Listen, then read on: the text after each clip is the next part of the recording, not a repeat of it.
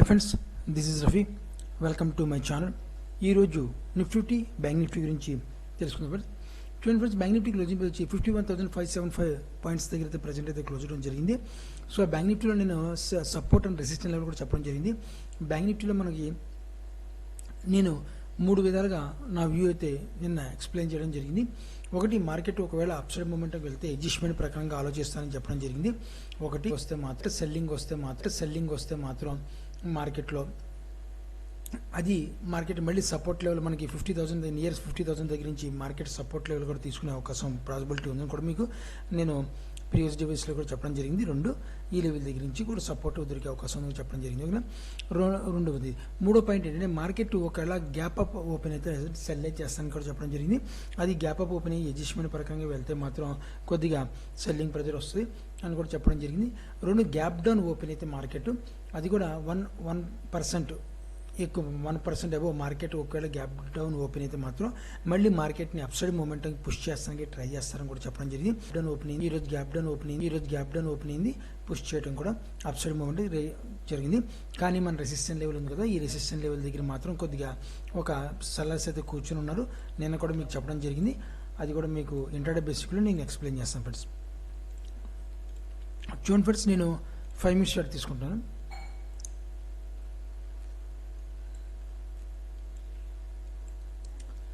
Five minutes చార్ట్లో మనం చూసుకుంటే మాత్రం నేను ఒక సపోర్ట్ అండ్ రెసిస్టెన్స్ లెవెల్ చెప్పడం జరిగింది. మీకు రెసిస్టెన్స్ లెవెల్ చూడండి, ఒక స్ట్రాంగ్ రెసిస్టెన్స్ లెవెల్ బ్యాంక్ నిఫ్టీలో క్రియేట్ అయ్యి ఉందని కూడా చెప్పడం జరిగింది.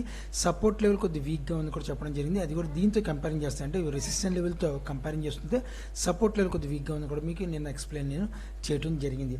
సో అయితే మనకి ఈ రెసిస్టెన్స్ గ్యాప్ డౌన్ ఓపెన్ అయింది, market upside momentum gap down open అయింది, మళ్ళీ మార్కెట్ అప్సైడ్ మూమెంటం తీసుకెళ్ళడం జరిగింది.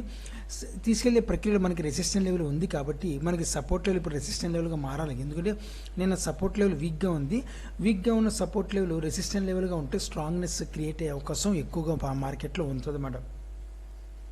ఓకేనా, సపోర్ట్ లెవెల్ ఎప్పుడైతే వీక్గా ఉన్న సపోర్ట్ లెవెల్ బ్రేక్ అయిందో మార్కెట్ ఒక వాల్యూమ్తో బ్రేక్ అయితే మాత్రం అది రెసిస్టెన్స్ లెవెల్గా వర్కౌట్ అయ్యే అవకాశం మార్కెట్లో ఎక్కువగా 99% ఎక్కువగా ఉండే అవకాశం పాసిబిలిటీ ఉంటుంది.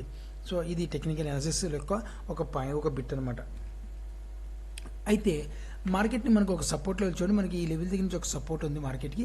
ఈ లెవెల్ దగ్గర నుంచి మార్కెట్ సపోర్ట్ లెవెల్ బ్రేక్ చేయకపోతే, ఈ లెవెల్ బ్రేక్ చేయకపోతే మార్కెట్ ఈ గ్యాప్ని ఫిల్ చేసుకునే అవకాశం మార్కెట్ ఉంటుందన్నమాట. గ్యాప్ని ఫిల్ చేసుకుంటుంది. గ్యాప్ని ఫిల్ చేసుకున్న తర్వాత వచ్చిన వాల్యూమ్ని మనం కంపారిజన్ చేస్తే మాత్రం మళ్ళీ మార్కెట్ అప్సైడ్ మూమెంట్ వెళ్తుందా లేదంటే ఇక్కడ నుంచి సెల్లింగ్ ప్రెజర్ వచ్చే అవకాశం ఉందా కూడా మనకి మార్కెట్లో కనబడుతుంది అనమాట. సో ప్రజెంట్ అయితే మార్కెట్ సపోర్ట్ లెవెల్ ఉంది, ఈ లెవెల్ దగ్గర నుంచి మార్కెట్ సపోర్ట్ చేసుకుని ఉంది. ఈ డైరెక్షన్లోనే మార్కెట్ ఒక హెడ్ అండ్ షోల్డర్ ప్యాటర్న్కి క్రియేట్ చేయాలని ట్రై చేసింది అనమాట ఇంట్రాడే బేసిక్లో. అది కూడా ఒకసారి చూద్దాం ఫ్రెండ్స్.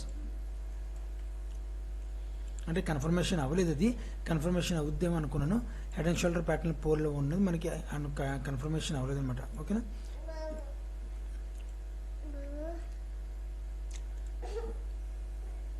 అంటే టైం సరిపోలేదు మార్కెట్కి. ఒకవేళ టైం సరిపోతే మాత్రం డెఫినెట్గా మార్కెట్ కన్ఫర్మేషన్ అయ్యే అవకాశం చూడండి. ఇది ఒక హెడ్ అండ్ షోల్డర్ ప్యాటర్న్ మనకి మార్కెట్ ప్రజెంట్ అయితే క్రియేట్ చేసుకుంది.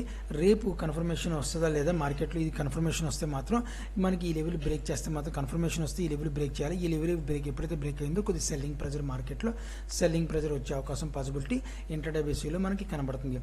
ఒకవేళ ఈ లెవెల్ బ్రేక్ చేస్తే, ఒకవేళ ఈ లెవెల్ ఫెయిల్యూర్ చేసుకుంటే, అంటే head and shoulder pattern failure చేస్తే మాత్రం ఈ రెసిస్టెన్స్ లెవెల్ బ్రేక్ చేయాల్సి వస్తే, ఎప్పుడైతే ఈ లెవెల్ని బ్రేక్ చేస్తుందో మార్కెట్ అక్కడి నుంచి మనకి మార్కెట్లో మళ్ళీ ఒక వాల్యూమ్ అయితే జనరేట్ చేసుకుంది. అది కూడా ఇంట్రాడే బేసిక్లోనే చేసుకుంటుంది ఫ్రెండ్స్, హోల్డింగ్ పర్పస్లో కాదు. ఇది ఇంట్రాడే బేసిక్లో హెడ్ అండ్ షోల్డర్ ప్యాటర్న్ వల్ల మనకి మాత్రమే నేను చెప్తున్నాను. మీకు కూడా ఇంట్రాడే బేసిక్లో మాత్రమే ఉంటే, ఇంట్రాడే బేసిక్ అంటే 1 డేలో యూజ్ అయ్యే వాల్యూమ్ మాత్రమే మీకు ఇక్కడ కనబడుతుంది మనకి. ఓకేనా, సో అయితే ఇది డిలీట్ చేస్తాను మీకు అర్థం ఇక్కడ మీకు. ఓకే, సో ఒక సపోర్ట్ లెవెల్ చూడండి, మనకి మార్కెట్ చెప్పినది ఒక సపోర్ట్ లెవెల్ క్రియేట్ చేసుకుని ఉంది. మనకి మార్కెట్ ఒక హెడ్ అండ్ షోల్డర్ ప్యాటర్న్ కూడా క్రియేట్ చేయండి. ఎప్పుడైతే ఈ హెడ్ అండ్ షోల్డర్ ప్యాటర్న్ ఈ సపోర్ట్ లెవెల్ ఈ 2 లెవెల్ని ఎప్పుడైతే బ్రేక్ చేస్తో కొద్ది సెల్లింగ్ ప్రెజర్ వచ్చే అవకాశం ఉంది. ఒకవేళ ఇది ఫెయిల్యూర్ చేస్తే మాత్రం అప్సైడ్ మూమెంట్ వెళ్ళాలంటే ఈ లెవెల్ బ్రేక్ చేస్తే మాత్రం మళ్ళీ ఒక ఇంట్రాడే బేసిక్లో మూమెంట్ వచ్చే అవకాశం పాసిబిలిటీ ఉంది. సో ఇది నాకు వ్యూ ఫ్రెండ్స్, ఇది మన బ్యాంక్ నిఫ్టీలో. సో అదేవిధంగా ఒకసారి ఇప్పుడు నిఫ్టీ ఒకసారి చూద్దాం ఫ్రెండ్స్.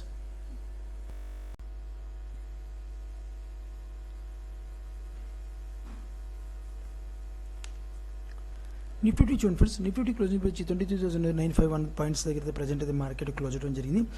నిఫ్టీ కూడా కొన్ని విషయాలు నేను ప్రీవియస్ డే వీడియోస్లో మీకు డిస్కషన్ చేయడం జరిగింది అనమాట.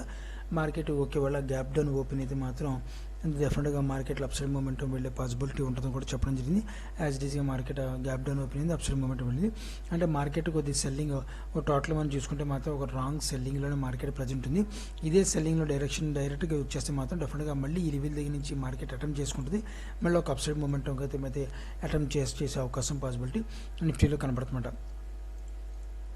సో అదేవిధంగా మనకు ఒకసారి ఇంటర్డే బేసిక్లో చూద్దాం friends. Intraday support and resistance చూద్దాం.